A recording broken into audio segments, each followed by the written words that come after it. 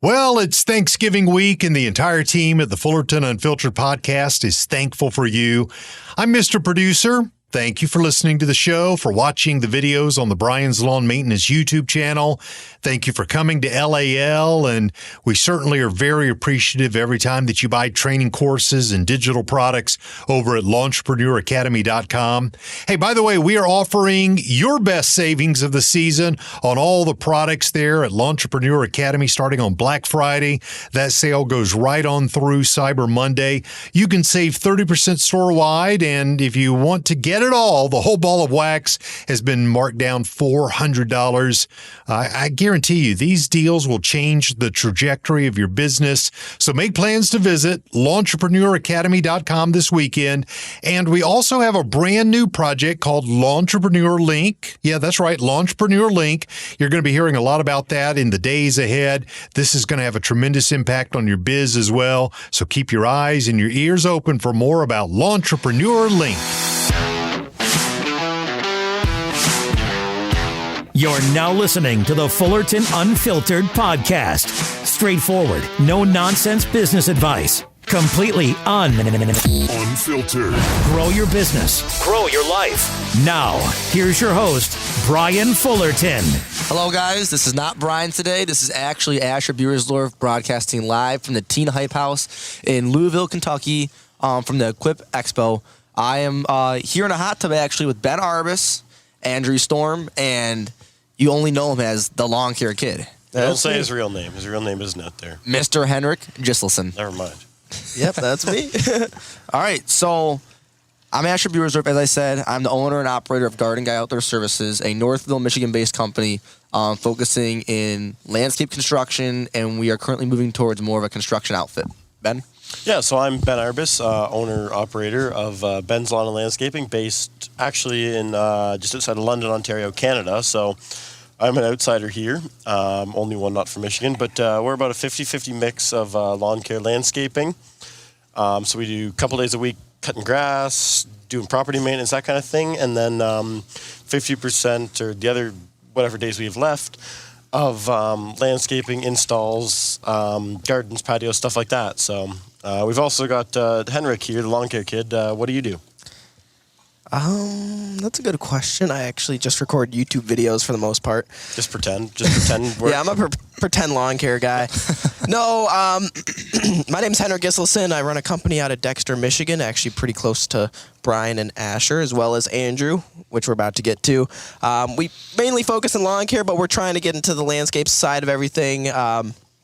Really enjoy snow removal. That's a big part of our business. We actually do most of our revenue regarding snow. It's always been my passion.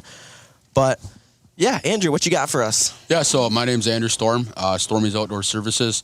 Our company is based out of Brighton, Michigan, kind of near Henrik and Asher. Our company is solely based on primarily landscaping and lawn care. So that whether that be commercial, residential, we take care of full service things, spring cleanups, fall cleanups, lawn care, landscaping, the whole nine yards, really. We're a one-stop shop for all of our customers around the area. So that's a little sneak peek of our company. We also do commercial snowplow in the winter. We've been getting way more into that commercial stuff. We dropped all of our residential, so that's us in a nutshell. Yep. So apologies in the background. We're sitting in a hot tub here with all the guys. So if you hear any noise, background stuff, that's that. But I think today we're hoping to touch on some trucks, maybe starting, as a young kid, young entrepreneur, starting a business, whether it be lawn care, landscaping, whatever it might be. So let's start off with Asher. I think we're hoping to have kind of a truck talk today. What truck you've got, any recommendations for people looking to buy their first truck, second truck, whatever. So, yeah, go ahead, Asher. All right, so I've actually been through quite a few trucks. Not as many as like your women, too. That is... No. Trucks. Back to what I was saying. I have a 2022 F350 with the 6.2 gas. Even 4 doors, though. It is an extended cab. I like the look. I like the look and feel of a single cab, but I need room for my stuff. I guess I'll give it to you there. So it's basically I view it as a single cab with a storage shelf in the back. Yeah. Okay, that's how I view it. I also have a single cab, long bed F-250. That's our work truck. And I did have a Super Duty dump truck with the 6.4 Power Stroke. That one is no longer a member of the company fleet. And why is that, Asher? Well, we just found that the 6.4 Power Stroke was a little unreliable in some ways. A little bit of blow-by, maybe? A little bit of blow-by. It was not tuned or deleted, which I know a lot of people would do that and it would solve all the issues. Of course, none of us have done that here. Nobody's definitely not. Nobody's done that here. But with where I'm from, we have a new DOT officer. I know buddies who have gotten tickets for having a tuned and deleted truck. Yep. And I wasn't willing to take that risk considering I don't drive that truck. Yep. That's more of an employee vehicle. But I've had an F-150. I did have a 7.3 Power Stroke for a second. Second. 3 days, maybe? 3 or 4 days. What was your thought process behind buying that truck, that 1997 Ford?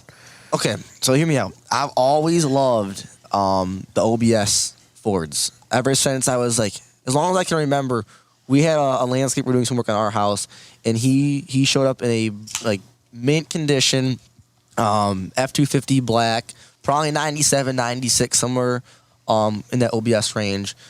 Very clean, and ever since I've just loved that truck. So I wanted to buy one. I did get the 7.3 Power Stroke, very clean Southern truck. But I was gonna build it out as like a show truck, daily truck, fun truck kind of thing, right? Yep. But that didn't end up going as planned, considering it was a 2-wheel drive. You couldn't lift it. Yep. Gotcha. But so Henrik, trucks. Man, I don't. You've been through Dude, trucks. I've been through the trucks, dude. I've had it all except for a Dodge, which it might be for the best. Yeah, it's probably for the best. Well, you've been in your grandpa's. Yeah, my grandpa has a Dodge. You've driven mine a little bit, too. I've driven Dodges, but, they just don't tickle my fancy, you know what I mean? You wanted a Cummins for a minute. Yeah, all right, for sure. Well, anyways, I bought my first truck when I was 15. It was a 2011 Chevy 2500 Silverado with the LML Duramax. Was your baby till about 2 days ago? Yeah, we're getting into that. So I bought that truck in 2021 when I was 15 years old. I paid cash. It's pretty sweet for a 15-year-old to pay cash because my dream truck when I was 10 was literally a Ford Ranger, so I definitely upgraded since then. Bit. But yeah, that was a great truck. I actually sold it just a few weeks ago, which is sad. That's the only truck I really had a connection to, so it is what it is. But I've also gone through a Ford Ranger, so I did get my quote-unquote dream truck. Yep. I've been through a Ford Ranger. You had that for shorter than my 7.3 Power Stroke, though. Yeah. Didn't you roll that one? What did you even use that thing for? It was just a fun truck. I've always wanted a Ford. We drove it on a frozen lake. We crashed into a tree. I remember blew that. the transmission, so stuff happens. I also had a 2005 GMC 2500 single cab as a mow truck. That was a 6-liter, right? Yeah, 6-liter So gas. fill people in on that truck. What happened there? Yeah, because that was kind of a... couple engines cycled through that thing? No, not that. That wasn't the Cat-Eye. That's a different Yeah, truck. yeah, No, that was a yeah, great yeah, truck. my I bad. put the company logo on that one and decided to sell it because it was a 2-wheel drive. We wanted To a local young hustler. Yeah, to another young hustler, which is pretty sweet. And then after that, I got a 2011 Ford F-250 with a 6.7 liter Power Stroke, which that truck was pretty sweet. That was a very nice truck. Yeah, no, that's my If you first. kept that truck, that would have saved you a lot of headache this summer. Potentially, yeah. That was my first Ford. Really couldn't complain. I mean, the transmission was a little bit questionable, but other than that, Might not have started sometimes. I No. remember that. No, that was a different one. That truck Was that pretty the good. different one? That was a different one. Okay, That's another sorry. truck. Guys, I've been through a lot of trucks. Yeah. We're getting there. And then At So 17, too. what made you sell that truck, though, that Power Stroke? That's a good question. It just, it started leaking a little bit of oil, so I was a little hesitant. The transmission was shifting a little hard after the plow season. So just decided it'd be better to get rid of that truck. I've also been through a 1997 Ford F350 with the 7.3 liter Power Stroke, just like Asher. I've always just liked those old trucks, so I wanted to give one a try, but it actually ended up being a totally junky truck, so we sold it. Seatbelts would drag on the ground, to say the least. All right, we're not even getting into that, Asher. We're not even getting From into the that. floorboards. Yup. And then what else did I have? I had a 2012. The Cat-Eye. Yeah. I had a 2004 See, the one to Chevy 2500 with the 6-liter gas. It was actually super clean truck, Southern truck. How many engines were in it? I brought the truck home, ended up having a crack in the block, so I put a new engine in it. That engine that I had replaced blew. So I brought it back to the... Let's give them the sequence of events. It is very entertaining. It will only take a quick second. We were actually on our way to... Asher, we haven't even gotten there yet. We're still an engine ahead of the one that Okay. blew. Okay. All right. I forgot about the other engine. So that was covered under warranty, and then me and Asher were going to go buy a jet ski in up north Michigan, about 4 hours away. 3 hours into our trip, the engine started ticking. I was like, oh, shoot, man. Well, we're further away from home than we are to We the didn't jet stop to skis. get oil. So we decided to go get the jet ski. We were about 15 minutes out from the jet ski. The engine was ticking, but hey, it was still driving. Whatever. This is a brand new engine. Brand new engine. Probably engine. less than 100 miles on it. Oh yeah, like it left the shop that morning. So we drove it up north. The engine started ticking. We decided to pass a car because they were going super slow. On a very steep uphill grade. Yeah, Asher, just let me continue, okay? Just keep it quiet over leaving there. out Just crucial let details. me get the story done. We're passing a vehicle up a very steep grade, like Asher said, and the truck literally shot up to 1,000 RPMs and grenaded itself. So it is what it is. That engine got fixed, and then I sold it. I sold it because I just didn't want to deal with it anymore. I didn't want to risk the headache. Sold the truck, and then we bought a 2012 Ford F250 with a 6.2 liter gas. Pretty decent truck, low mileage, but AC didn't work, and the guys weren't a fan of it. So we sold that, and we bought a 2007 and a half GMC 2500 with the LML Duramax, and that truck's been great. We still have that. And then, like I said, just a few weeks ago, we sold the 2011. So we're just running one truck right now, but we're in the market for a brand new Ford. You also had a Camaro for how long was that? Listen, guys, you guys are telling me to speed it up, but I'm just trying to get through all the trucks I've had. You can see the hammer. We've had like 10 vehicles, all right? You guys wanted to hear it. So I've been through everything, Chevys, Fords, so I kind of I know where I stand on that. Well, let's get to Andrew here. What do you for trucks? What have you had for trucks? So I've only owned 3 trucks in my life. Started out with my dream truck. I always seen driving through my sub. Bought it off my neighbor. Paid cash for it at the time. Sold that truck. Bought my first F350. Loved F350s. Bought another one that we have today. So right now we have 2 6.2 Ford F350s, and we love them. So yep. What was your dream truck? What was the first truck? Chevy Silverado 1500. There you go. Blew a transmission, so we said screw Chevy and went to only Ford. Not a bad rig. Yeah. Awesome. Well, I guess I'll touch on my trucks. I've only had 2. I guess I'm the one with the least amount of trucks here. I got my first truck was a 2008 Dodge Ram 3500 crew cab long bed with a dump insert, which is quite the first truck, I guess. But it was a great truck, but giving us little problems here and there. It was an old city truck. So last November, which I guess would be November of 2022. I got a Ford F250 with a 7.3 liter gasser in it, which I know some of you guys like to make fun of me for, but I don't have an issue with gas engines. I you don't. Asher they're reliable. Doesn't, but, They're easy to work on. Diesels are nice. They do have their place. They make fun noises. They do make fun. Yes, they make fun noises. Yeah. So They also make unfun noises too sometimes. Yes. So back to your Dodge with the dump insert. Is there any unusual issues that occur on that truck? I've had fuel pump was just going down a road. I'm looking at one in particular here, involving the HVAC system.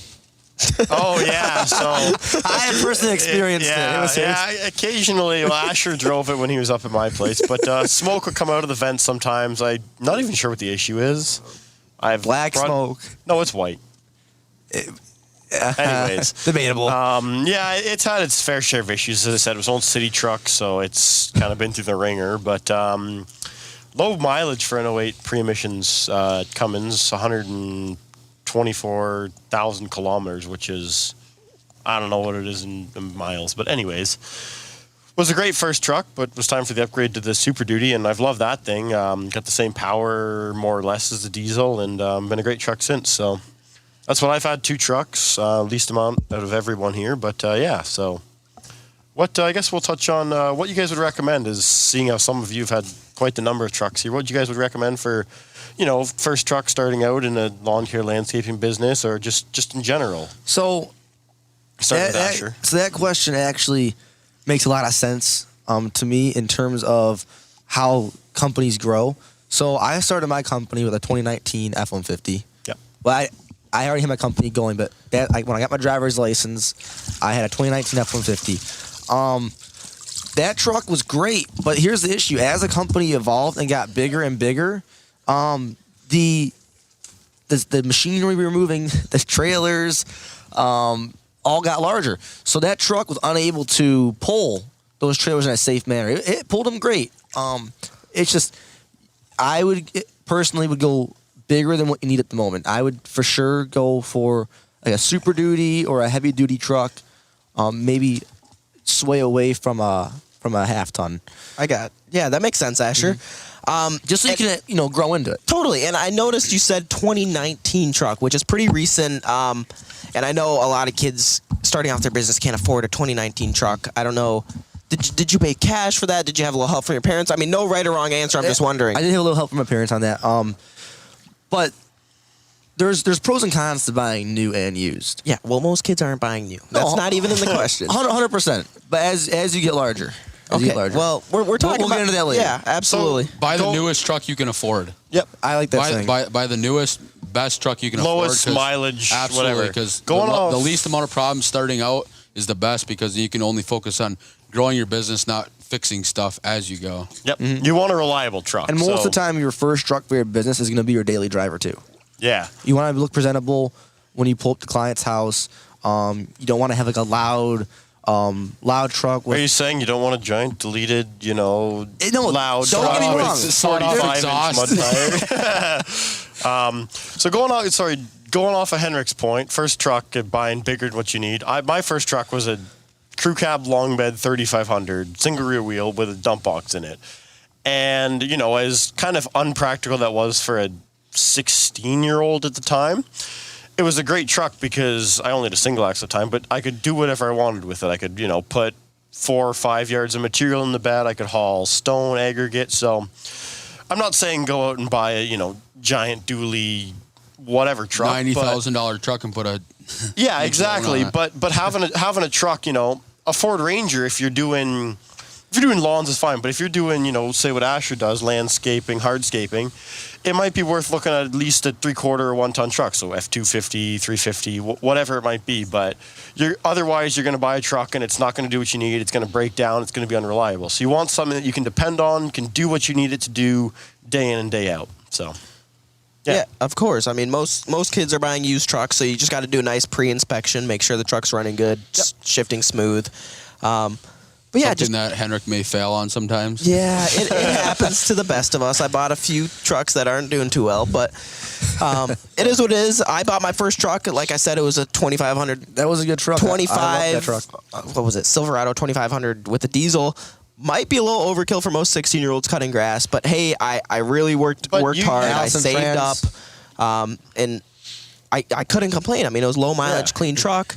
And I know not as many kids are as fortunate. I mean, like you said, Ben, dude, a Ford Ranger will get the job done if you're cutting grass. You'll grow into the truck at the same time. Like you're 15, 16, looking at your first truck. Ultimately, you've grown your business at that point. You're going to grow. You get an F-150. You're going to grow into that truck. So you get a 250.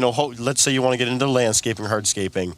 If you're only in mowing right now, you're going to want to. If you're looking to get into hardscaping, landscaping, you're going to want to grow into that truck from mowing. So it eliminates a step that way. Oh yeah, we're not saying to go in and buy a Ford Ranger for that. Like that's like no, I'm not recommending a Ford Ranger. Do not start out with a Ford Ranger if you can. Like that's like bad. Like, but if at the time, if that's what you need and that's what you can afford, it's for what you're doing. Yeah, absolutely. Ford Rangers are great trucks. If you're pulling a 5x8 trailer with a mower, great truck. You don't need a dually. If you have plans of getting into little landscape jobs where you have to go rent ditch witches or excavators or even pull a dump trailer, you're going to hurt that Ford Ranger real quick. Yes. Yeah, but guess what? they make this beautiful thing called Facebook Marketplace, which I love and hate. I buy and sell in there all the time. Nice plug for Marketplace. Most definitely. I love Marketplace, dude. That's what I do in my free time. But yeah, Marketplace is great. You can always sell and buy a truck. So Yep. So what sorry to take over you, Henrik, there, but what would you guys, I know we're not all, trucker, Henrik might be, but we don't have experience in every single truck, but what are some things you guys look for in your first truck or would look for in buying whether you're buying, maybe not brand new, you shouldn't have to look for too much, I hope, but buying used trucks, whether it's a 400,000 kilometer, Ford Ranger or a 10,000 miles, I guess, for most of you listening, probably, as a Canadian.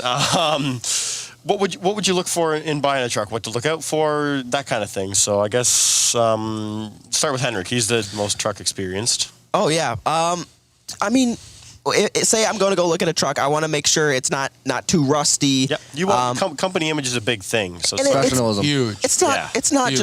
just the image. Like you buy what you can afford at the time. I mean, Yeah. you just want to make sure it's mechanically sound. It's not going to rust apart. You don't want the frame to crack or anything like that. I mean, sure, the body might have a little rust, but not the end of the world. I try to look for a clean truck, but Another big thing to look for, especially for us northern states, wherever that might be, is oil undercoating. I don't know if you guys looked at that at all, but when I bought my Dodge, which is a 2008, so at the time it was at least 10 years old, oil undercoating was a big thing to prevent rust. So that's, it kind of shows how the truck has been maintained, that kind of thing. So that's a thing around here in the States. I think it's a much larger thing by you, though. I undercoat all my vehicles. I know Henrik does. I get both even though my truck's an aluminum, but I get the frame done. Like it's a big thing around me. Everyone and their brother gets their truck undercoated. most Otherwise, definitely. But here's the thing. Yep. It's tough. If it's got an undercoat, you don't know what's underneath the undercoat. That's true. People could be That's covering fair, rust. I do have a story about that. Uh-oh. So, when I did purchase our dump truck, the truck looked really clean. Yep. Like I was impressed. I was like, wow, it was used on a farm. That's what I was told, at least. Not sure. Farm trucks can be tough sometimes. But, Yeah, well, it was used on a small farm, is what I was told. But that's a salesman at a dealership, so you never know. But that truck, I looked good for the first few weeks. Yep. Started taking it and power washing it as you do when you care for Keep a vehicle. your truck clean, yeah. Yeah, keep it clean, professional image. Yep. And as time went on, that truck started looking worse and worse. Like, it's been 2 months. It's been 3 months. We haven't had winter yet. What's going on?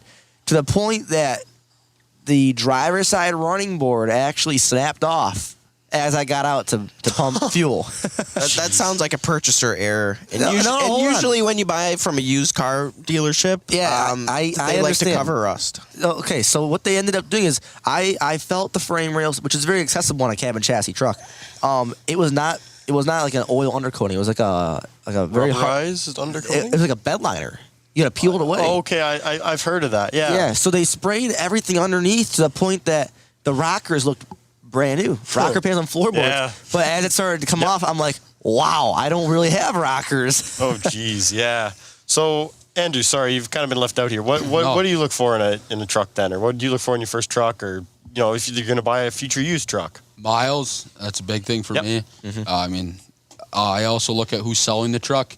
Dealerships, yeah, they're great, but they're also 10 grand over what they're supposed to be. The slimy true. used Private sales. private dealers, I always look for the old guys that keep their truck in their garage over the winter time. Yep.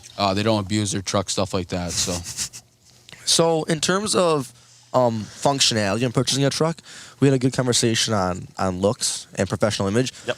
Functionality is a big thing because, like we said, you have to have a truck that can do what you need it to do. A pickup truck can only do so much, right? Correct. Like, But what I'm getting at is trailer brakes. If you plan on growing, that's a big functionality. Trailer brakes Yep. is a must-have. if you've got anything Some over a trucks single don't axle. have trailer hookups. You'd be surprised. I've actually seen trucks on dealer lots that don't have a hitch. Yeah. Like so I have a buddy in Northville who actually went out and purchased a Honda Ridgeline as a truck. A work truck or like As a work truck. He had a Honda vehicle, liked Honda, so he thought, I'll get a Honda Ridgeline. So he got it back from the dealer. Same day, realized it didn't even have a hitch on it. I mean, that might be. I think he just sounds stupid. That guy sounds stupid. Yeah. Anyway, But that's what you have to look for, even brand new. You have to. We're just gonna assume that the people listening to this podcast are smarter than that guy. They've probably all left by now. Like, there's probably nobody listening. He brings up a good point, though. You want to I purchased my Dodge with a pre-built or pre-installed dump insert. What are you doing with the truck, right? If you're just cutting grass, just a normal truck's fine. But are you looking for a dump truck? Will you need a service bed? Will you need even just a toolbox? Yeah, toolbox, a ranch hand bumper. Are you going to be doing? Those look good. They do. That looks is a whole other thing. Correct. Or, I guess That's more of a unnecessary. personality thing. Mine was practical, actually. We have Blake Steele. Shout out chirping Blake us Steele. from the patio seating. Shout out to everyone else. Sorry, let's just quick intermission. Who else do we got sitting around here? Producer, we have Nick Teeple working the electronics here. We got Tab Pauly with TNT Lawn Care here. Shout out to him. Blake Steele with Steele Landscaping, I think. BDS Outdoors. Sorry about that. For both of us. TNT Premier Landscaping. Oh. TNT Premier Landscaping. TNT Premier Landscaping. Yeah. Oh man, this podcast Forgot is Will a over there mess. too. Oh, he showed up. Sorry about that. Will Leroy Property Services. And you got Owen Valentine over here sitting in the tub with us. Yeah, he just doesn't have a headset because Brian's only got 4. But I forget where we were. Trucks. Before ranch hand, Blake's ranch yes, hand. Blake likes his ranch hand. I have a ranch hand on got my one daily now. driver. I love it. Ben has one. Henrik had one. He had one, sold it. But yeah, They're great. But anyways, going back to practicality, you want to make sure the truck's going to do what you want to do. Whether Correct. again it's the right size truck, attachments. Whether you need mud tires or want tires, that's a whole other thing. But if you're going to be doing brush clearing or rough grading, road building, who knows? You might need some bigger tires. Looking for the right truck that's going to suit your needs is a big thing. Yeah. And I would also say quality of the vehicle is a big thing. We kind of already went over this, but just making sure that the vehicle is what it's being sold as. For sure. Something you can look for, body lines not lining up. Can indicate an accident. Yeah, you want to make sure you're looking over that vehicle at every little thing. Correct. If you've got some doubts about that truck, when I looked at my first truck, there was some that I looked at. I was like, this thing here, it's lipstick on a pig in a way, right? So correct. I mean, even things as simple as a hitch. Hitches always will get rusty. It's just they get covered in salt. Yep. But you have to look to what extent. I know someone locally who had who was borrowing a friend's triaxle dump trailer. And was pulling out of the yard with, 3 yards of gravel.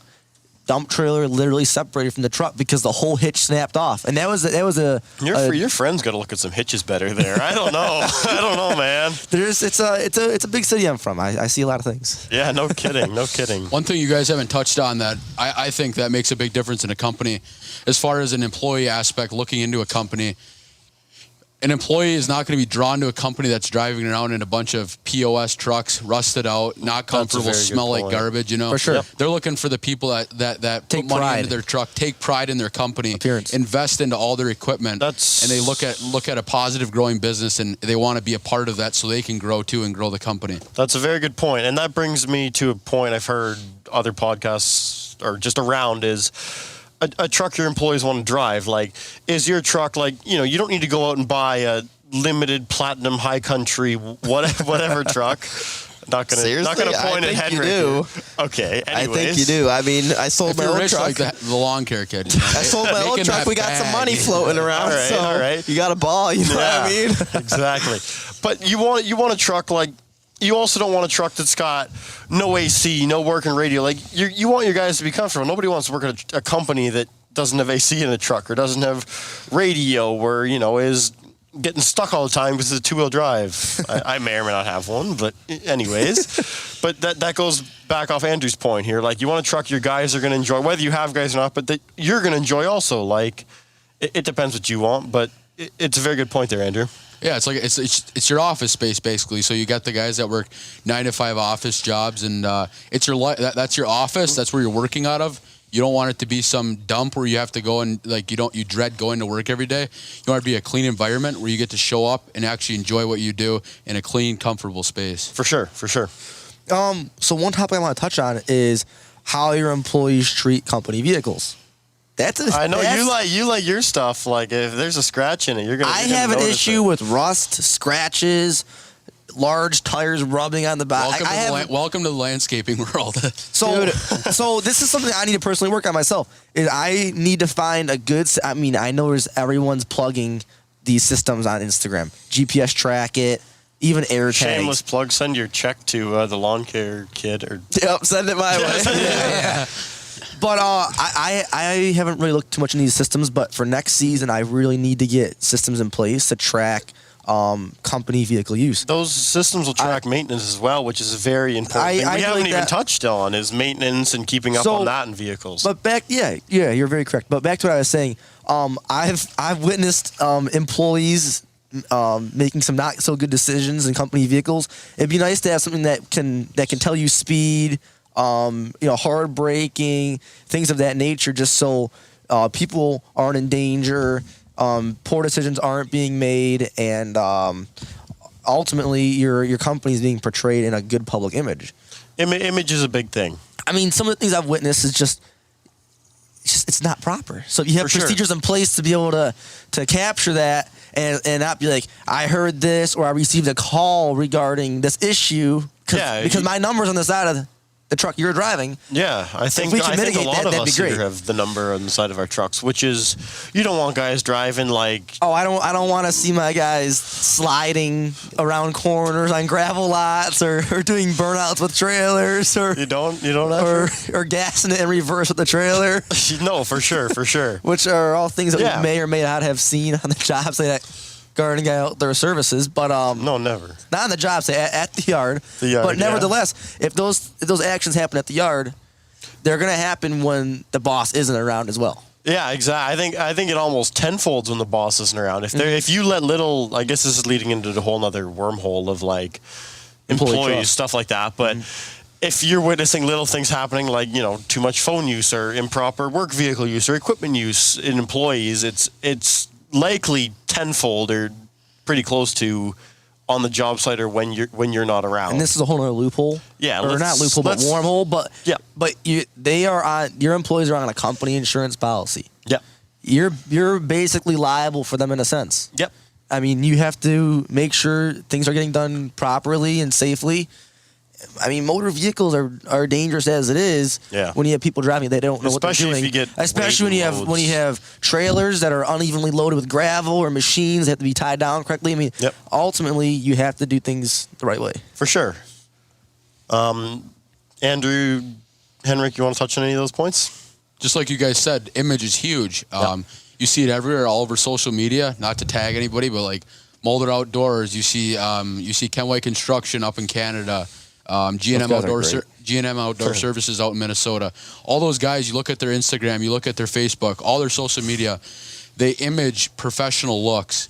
And that's a huge factor when a customer goes to drop $50,000 on a hardscape job. They're not going to hire that rusted out F-350 guy. They're going to hire the guy that looks professional. His image portrays that he can do the work professionally in a timely manner. To touch on that point, that goes back to the point where you don't need to go dump 50, 60, 100 grand on a truck. Like image shows a lot, but I think we were kind of getting around the first truck aspect of this podcast. You don't need to go drop that much money on a truck. But work up to that standard. Exactly. We all start somewhere. Absolutely. Hell, I started driving around I had a 1983 John Deere lawn tractor I pulled a trailer around my town with. That's not a big image. And I started with that Chevy 1500. I had a little magnet on the side of the truck that says lawn care and landscaping, call this number. It probably had rusted out rockers. Exactly. Yeah. It was just it's what I could afford at the time. But now as we grow, we try to invest more and more in our image. Exactly. Like that, image is a big thing, but we all start somewhere. We're not all overnight successes. I know a lot of us have been in business or cutting grass since we were 9, 10 years old. So we all started, pushing a push mower around, driving a lawn tractor around. Absolutely. So image is a lot, but don't get yourself hung up on that. That's not everything. It's a lot. The main thing is doing good work, calling back, texting back, doing that. So And there's a lot of guys on social media. I know I brought up social media. There's a lot of fake people on social media too. Oh, gosh, there's the yeah. guys out there that have You gotta be $500,000 careful with $1 million that. in debt. They make you look like you're not doing so hot, and you really just gotta look at your company, where you want to be, set goals. I mean, you don't have to. It's not copy and paste. I have to be here at this X point. You got to grow. Yep. You got to grow with what you're comfortable with. So. For sure. Don't base your company off social media. Base it off of how you feel and how you want to grow. Yeah, everyone wants the newest and best and biggest and shiniest equipment, but And pull all these crazy loans out that they don't really need. yeah. So I feel like the way we're portraying the conversation of trucks here is like we don't have too many issues. But I feel we've all had our fair share of like employee issues regarding motor vehicle usage. Yep. Or machine usage. That like is there any things that like you guys as employees have done? And we can remain like vague regarding issues, but like they have done that could have been mitigated with training or like equipment. Like what could be done to prevent that issue? I think a lot of us at a young age, like I know I hired air quotes, a lot of friends or buddies out of high school, and it was, working with them was a lot of buddy kind of work. Sure, show up after school, we'll get done. I think whether it's your friend, whether it's someone you hired off the street, I don't know if I'd recommend that, but you got to set a standard from day one. If you let little things slide, like too much phone usage or speeding in the work truck, or have you had any actual issues regarding this?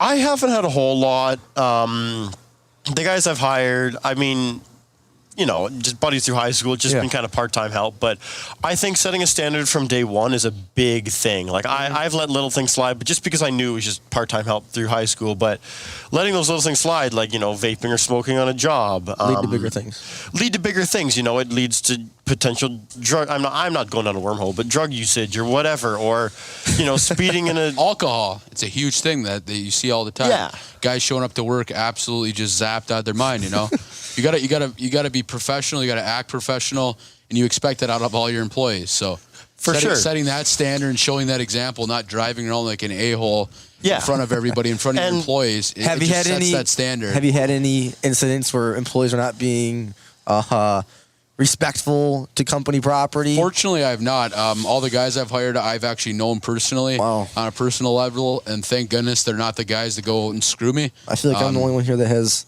employee issues. I've had my fair share, but I think a big Knock thing. on wood, I should say. Fair enough. I think another big thing is, as the boss, if you're doing 20 over in a work truck, if you're taking corners too fast, if you're sorry, I shouldn't say that.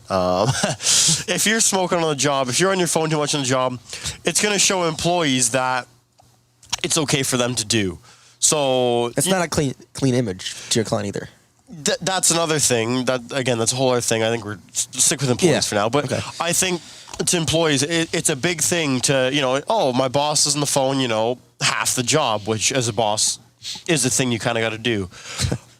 It shows them that it's okay. I can be on my phone, or it's okay. I can, hit my vape, or I can, light up my cigarette here, or I can drive the work truck too fast. But the boundary has to be set that you have to be stern but still respectful, that your employees are hired to do the labor. You're on your phone because you are. It has to be communicated. Working to get more work for your employees. For sure. Let's let Henrik talk. He's been employees are never going to understand that. Oh no, they never will. For sure. You can be on your phone all day, but they're like, "Why aren't you working?" You're just texting the girls. Yeah, I know. It's. But I think setting the standard from, again, whether it's a friend, whether it's a new employee who's 10 years older than you, especially as a couple young guys here, setting the standard from day one, and you have to do what you say. You can't say, "Oh, get off your phone." If you're on your phone all day, which I understand as a boss, again, you have to do, or you can't say no smoking on the job, but you go walk down the street and light up a cigarette. Those might be bad examples, but you have to set a standard. So from day one, you have to do what you say, I think, employee-wise. So, any last points? If not, I think everyone can I think that covers this topic in some pretty good detail. For sure. There's definitely some different avenues we could have gone regarding like company image and professionalism. Yep. But we'll say that for a different For sure. podcast. So where can we find everybody? Let's start with Andrew here. Yeah, you can find me on social media at Stormy's Outdoor Services. Facebook, same thing. And same thing on Google for our business page. Yep. Henrik? You can find me on Instagram and YouTube at The Lawn Care Kit. Everyone should know him by now.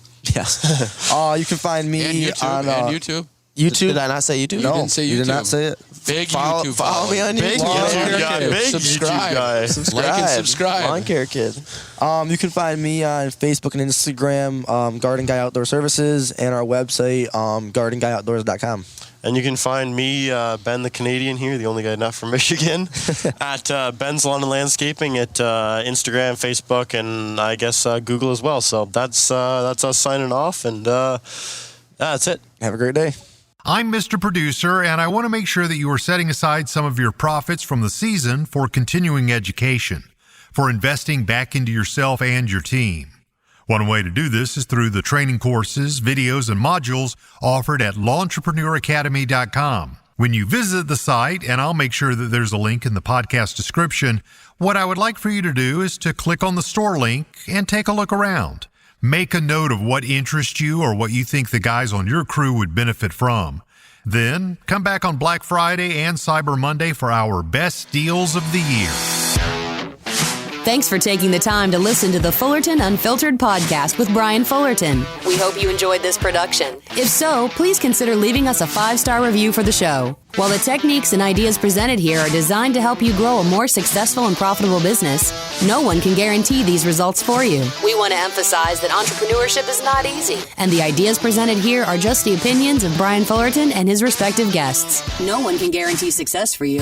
That being said, we hope the ideas presented here help you and motivate you to go on out there and crush it with your own business. Fullerton Unfiltered Podcast. Thanks for listening, and we hope to see you on the next episode. This has been a Brian Fullerton and Mr. Producer production.